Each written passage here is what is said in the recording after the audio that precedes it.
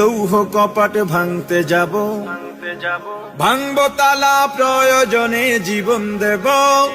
আমি স্বপ্ন দেখি বাঁচব না হয় শহীদ হব, আমি স্বপ্ন দেখি বাঁচব না হয় শহীদ হব।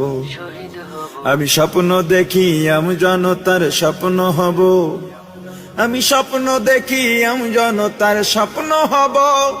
আমি স্বপ্ন দেখি আমি জনতার স্বপ্ন হব।